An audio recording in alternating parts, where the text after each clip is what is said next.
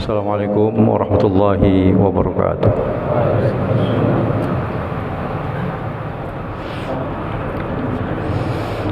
Innal hamdalillah nahmaduhu wa nasta'inuhu wa nastaghfiruh. May yahdihillahu fala mudilla lahu wa may yudlil fala hadiya lahu. Wa na'udzu billahi min shururi anfusina wa min sayyiati a'malina. Asyhadu an la ilaha illallah wahdahu la syarika lah. Wa asyhadu anna sayyidana Muhammadan abduhu wa rasuluh. Allahumma salli wa sallim ala abdika wa rasulika sayyidina wa habibina wa syafi'ina wa maulana Muhammadin sallallahu alaihi wasallam wa ala alihi wa sahbihi ajma'in, amma ba'du. Fa ya ma'syaral muslimin, usikum wa iyaya bittaqwallah faqad fazal muttaqun. Shadaqallahul azim. Hadirin jamaah salat Jumat yang berbahagia, bapak-bapak dan saudara-saudara sidang Jumat yang saya hormati. Puji syukur marilah kita panjatkan kehadirat Allah Subhanahu wa taala. Salawat serta salam semoga senantiasa terlimpah keharibaan junjungan kita Nabi besar Muhammad sallallahu alaihi wasallam serta para keluarganya, sahabatnya dan segenap pengikutnya hingga akhir zaman.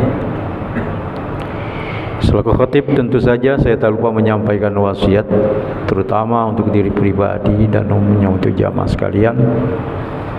Marilah kita senantiasa berupaya meningkatkan kualitas takwa kita kepada Allah Subhanahu wa taala dengan sebenar-benarnya takwa agar kelak kita dapat memperoleh predikat muttaqin di sisinya.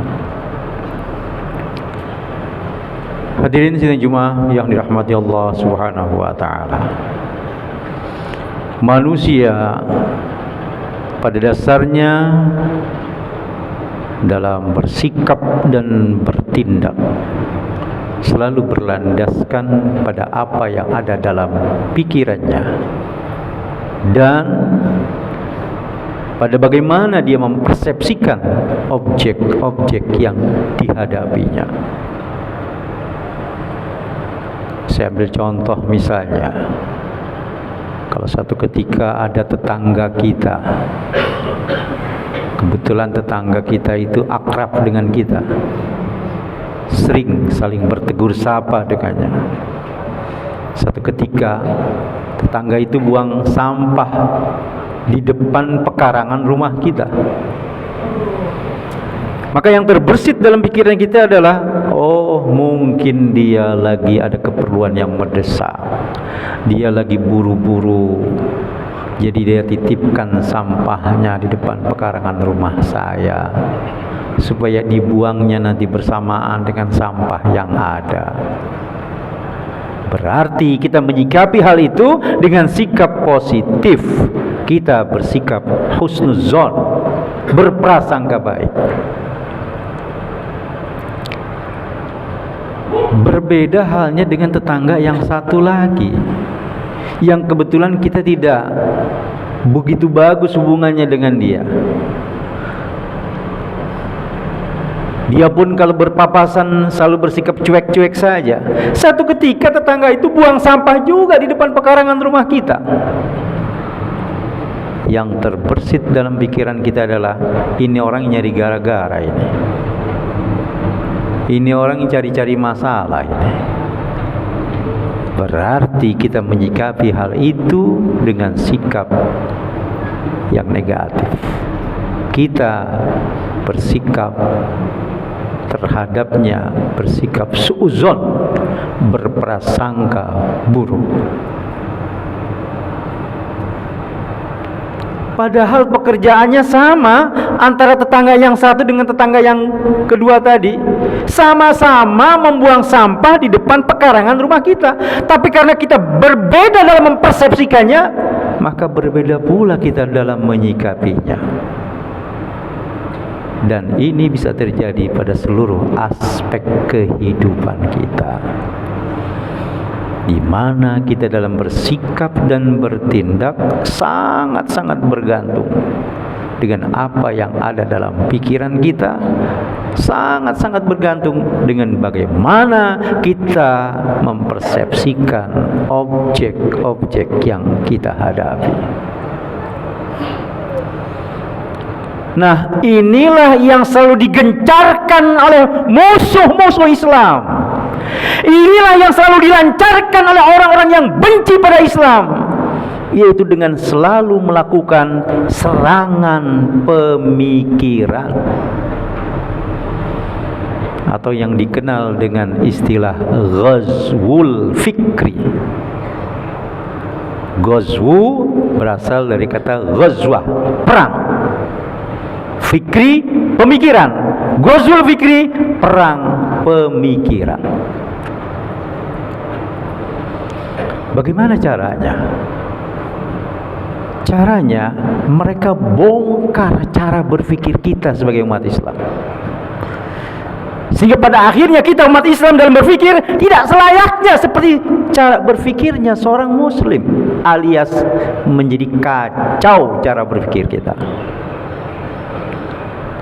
Kalau cara berpikirnya sudah kacau, maka kacau pula akhlaknya, baik akhlak terhadap sesama manusia maupun akhlak terhadap Allah Subhanahu wa ta'ala.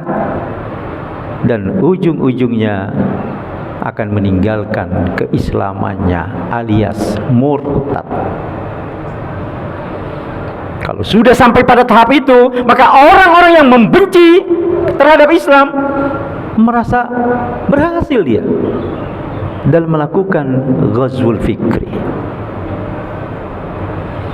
Hadirin sidang Jumat rahimakumullah, bapak-bapak dan saudara-saudara sidang Jumat yang saya hormati. Secara teori, ghazwul fikri itu ada setelah perang fisik. Tapi kalau kita coba mentadabburi ayat-ayat suci dalam Al-Quran, kita akan memahami bahwa ghazwul fikri itu ada sebelum adanya perang fisik. Dan itu dapat kita lihat kisah kakek moyang kita, Nabi Allah Adam alaihissalam, seperti yang dikisahkan oleh Allah dalam Al-Quran. Sebagai manusia pertama, Nabi Adam yang dianugerahi kelebihan oleh Allah berupa ilmu pengetahuan, maka hal itu mengundang kecemburuan iblis laknatullah. Karena iblis merasa dirinya lebih senior daripada Adam. Secara strata pun iblis diciptakan dari api, Adam dari tanah. Nah, keadaan seperti itulah yang membuat iblis membangkang ketika Allah perintahkan agar sujud kepada Nabi Adam. Padahal sebelumnya iblis selalu melakukan perintah-perintah Allah. Iblis itu selalu taat kepada Allah. Sebelumnya iblis tidak pernah melakukan sesuatu yang membuat Allah murka kepadanya. Tapi keadaan semacam itu berubah dalam waktu sekejap, cuma gara-gara ada kesombongan di dalam dirinya. Sehingga Allah mengusir iblis dari surga, sedangkan Adam dan Hawa tetap berada dalam surga. Kata Allah dalam Al-Quran, wa qulna ya Adam uskun anta wa zawjukal jannah. Kami berfirman, hai Adam, tinggallah kamu dan istrimu di dalam surga. Wa kula minha ragadan haitsu syi'tuma, dan makanlah apa yang kamu sukai yang ada di dalam surga. Wala taqrabu hadhihi syajarah, tapi jangan kau dekati pohon ini.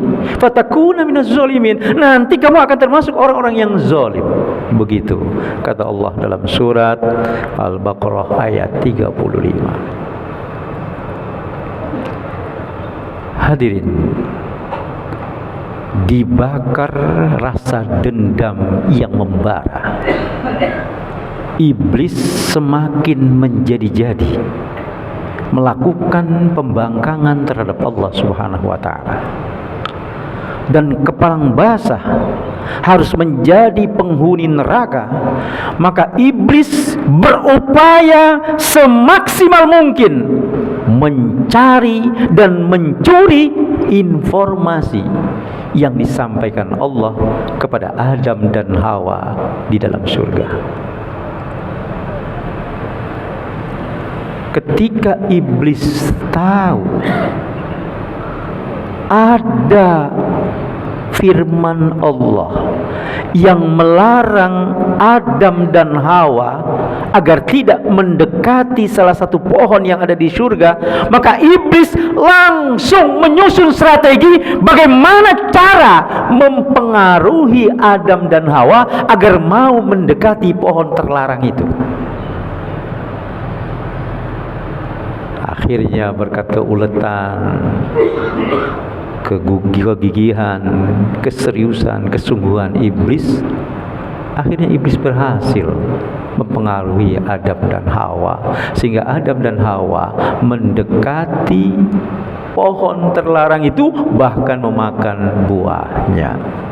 Sehingga Allah menyeru kepada Adam dan Hawa, kata Allah, alam anhakuma antilkuma syajarah, bukankah aku telah melarang kalian berdua agar tidak mendekati pohon itu?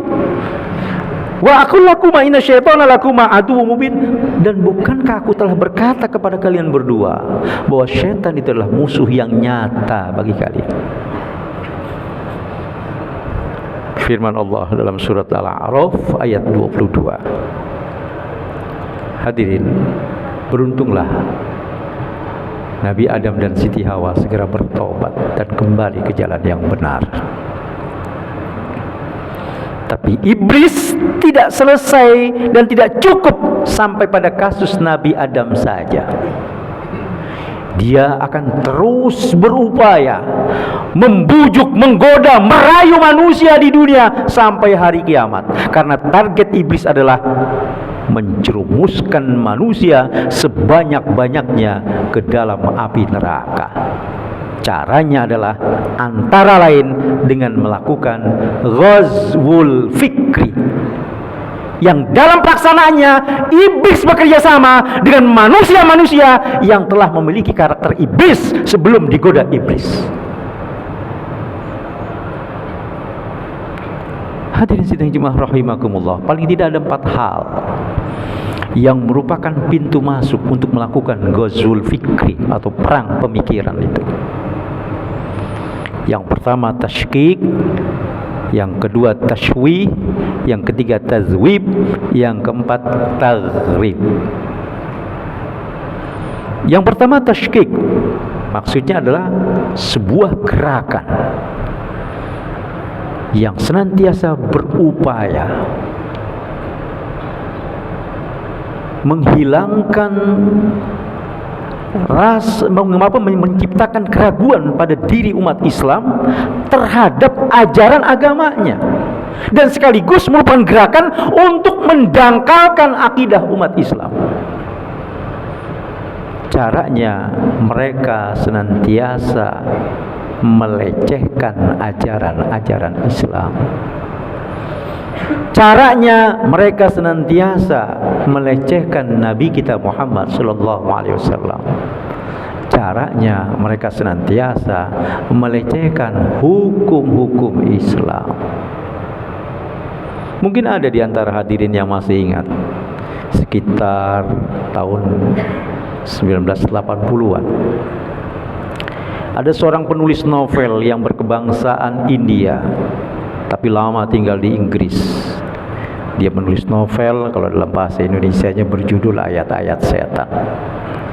Isi novelnya secara terang-terangan menghina umat Islam dan menghina Rasulullah sallallahu alaihi wasallam, sehingga dia dikutuk oleh umat Islam sedunia pada saat itu. Kemudian belum lama di Indonesia, tepatnya tahun 2022,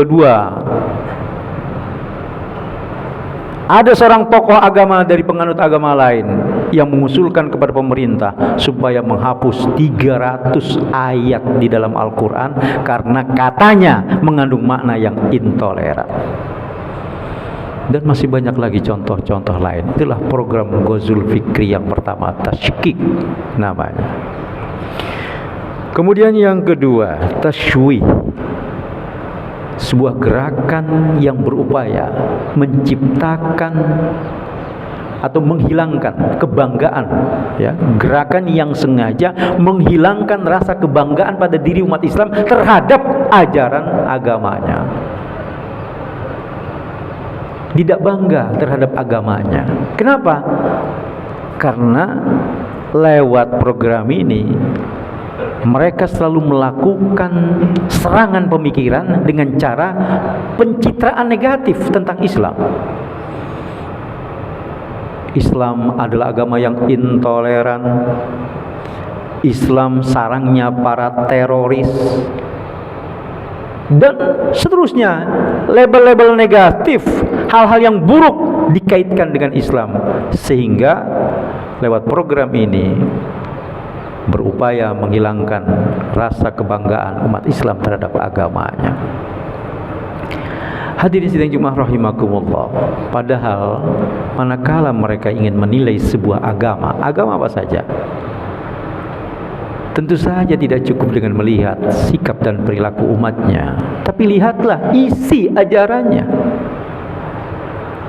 Lagi pula, perilaku buruk yang dilakukan oleh segelintir umat Islam itu sangat-sangat tidak mewakili perilaku umat Islam secara keseluruhan.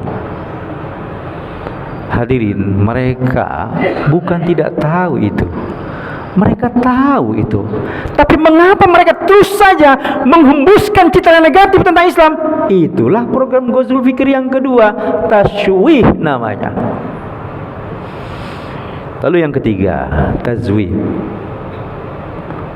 Tazwid ini adalah pelarutan antara pemikiran dan budaya dengan ajaran-ajaran Islam. Jadi terjadilah campur aduk di sini antara yang hak dengan yang batil, sehingga membuat orang-orang awam kebingungan untuk mengetahui bagaimana sebenarnya ajaran yang ditetapkan dalam syariat Islam.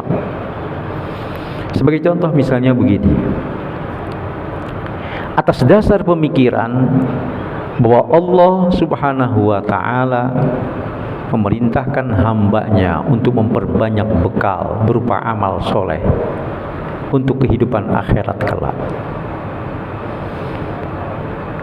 Pemikiran berikutnya bahwa kaum lesbian dan kaum homoseksual sama halnya dengan umat Islam yang lainnya yang memiliki potensi untuk memperbanyak amal soleh sepanjang mereka menjunjung tinggi nilai-nilai agamanya, sepanjang mereka cinta pada Rasulullah, sepanjang mereka tidak berbuat syirik kepada Allah. Dengan demikian, lesbian, kaum homoseksual itu dibolehkan dalam ajaran Islam. Begitu program yang ketiga ini, melarutkan yang hak dengan yang batil. Kemudian yang terakhir, tagrib. Maksudnya adalah mendorong umat Islam untuk mengikuti budaya pemikiran barat secara langsung tanpa seleksi. Nah, ini program yang keempat. Hadirin sidang Jumat rahimakumullah, disadari atau tidak, dirasakan atau tidak, 4 program itu telah mempengaruhi sebagian umat Islam dalam menjalani hidup dan kehidupannya. Bahkan tidak sedikit saudara-saudara kita yang seiman yang sudah terjerumus lewat 4 program tadi. Pertanyaannya adalah sekarang, bagaimana kita menghadapi itu semua agar kita selamat dari bahaya Ghazul Fikri itu? Jawabannya adalah paling tidak ada 4 hal yang harus kita lakukan. Yang pertama, pelajari Islam secara mendalam. Mempelajari Islam secara mendalam bisa lewat pendidikan formal, bisa juga lewat non formal. Kalau kita sudah melewati usia sekolah, usia kuliah, maka lewat non formal dengan hadir ke majlis-majlis taklim. Kita rajin mengikuti pengajian yang ada di kampung kita. Banyak baca buku-buku yang terkait dengan ketentuan Islam, ajaran Islam, sering mendengarkan siraman rohani di TV atau di media sosial lainnya. Dengan begitu akan segar rohani kita, dan insya Allah kita akan selamat dari ghazwul fikri yang berbahaya. Kemudian yang berikutnya lagi, seleksi dalam menerima informasi, terutama terkait dengan informasi yang berkenaan dengan persoalan agama. Makanya kalau kita aktif dalam kegiatan taklim, paling tidak kita punya tempat konsultasi guru kita yang ahli dalam urusan agama. Ketika menghadapi hal-hal yang membingungkan, kita bisa bertanya. Nah, itu juga salah satu langkah yang harus kita tempuh untuk menghindari ghazwul fikri yang berbahaya itu. Lalu yang berikutnya, kita jangan jenuh, jangan segan-segan, terus berupaya menyelamatkan diri kita dan keluarga kita dari bahaya ghazwul fikri itu, antara lain dengan senantiasa mencari lingkungan yang sehat, lingkungan yang benar, yang baik, yang aman. Jangan kita biarkan keluarga kita berada di lingkungan yang bisa mencemari, mengotori pemikiran dia. Ya, pemikiran-pemikiran yang mengarah kepada ghazwul fikri, yang merusak pemikiran, sehingga pada akhirnya kita bisa terjerumus, ya, tidak selamat. Kemudian yang berikutnya lagi, berdoa kepada Allah, mohon perlindungannya. Paling tidak kita berdoa, Allahumma arinal haqqa haqqa warzuqna tiba'ah. Ya Allah, perlihatkanlah kepada kami bahwa yang hak itu hak, lalu berikan kekuatan kepada kami untuk dapat mengikutinya. Warinal batila batila, dan perlihatkanlah kepada kami yang batil itu batil, warzuqna ijtinabah, lalu berikan kekuatan kepada kami untuk menjauhinya. Mudah-mudahan Allah senantiasa memberikan hidayah dan taufiknya kepada kita semua. Mudah-mudahan Allah senantiasa membimbing kita ke jalan yang lurus, jalan yang diridhoinya. Barakallahu li wa lakum fil Qur'anil azim wa nafa'ani wa iyyakum bima fihi minal ayati wa dzikril hakim. Aqulu qawli hadza wa astaghfirullahal azim li wa lakum wa li walidayya wa li walidaykum wa li jami'il muslimina wal muslimat wal mu'minina wal mu'minat fastaghfiruhu innahu huwal ghafurur rahim. Allahumma salli wa sallim ala sayyidina Muhammad wa ala ali sayyidina Muhammad.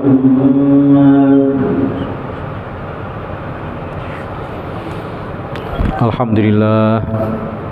Alhamdulillahilladzi hamdan katsiran kama amara fantahallahu anhu wa hazar. Asyhadu an la ilaha illallahul wahidul qahar wa asyhadu anna sayyidina Muhammadan abduhu wa rasuluhu sayyidul abrar. Allahumma shalli wa sallim ala sayyidina Muhammadin wa ala alihi wa ashabihi ila yaumil mahsyar. Amma ba'du. Qala Allah ta'ala fi kitabihil karim, a'udzu billahi minasyaitonir rajim. Innallaha wa malaikatahu yusholluna 'alan nabi ya ayyuhalladzina amanu sallu alaihi wa sallimu taslima.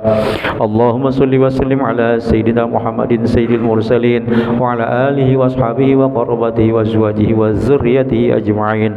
Wardallahu ala arba'atil khulafa'ir rasyidin sayyidina Abi Bakrin wa Umar wa Utsman wa Ali wa ala baqiyatis sahabati wa tabi'in wa tabi'it tabi'in wa man tabi'ahum bi ihsanin ila yaumiddin wa alaina ma'ahum bi rahmatika ya arhamar rahimin. Allahumma ighfir lil muslimina wal muslimat wal mu'minina wal mu'minat al ahya'u minhum wal amwat innaka sami'un qaribun mujibud da'awat wa ya qadiyal hajat. Rabbana iftah bainana wa baina qaumina bil haqqi wa anta khairul fatihin. Rabbana zalamna anfusana wa illam taghfir lana wa tarhamna lanakunanna minal khasirin.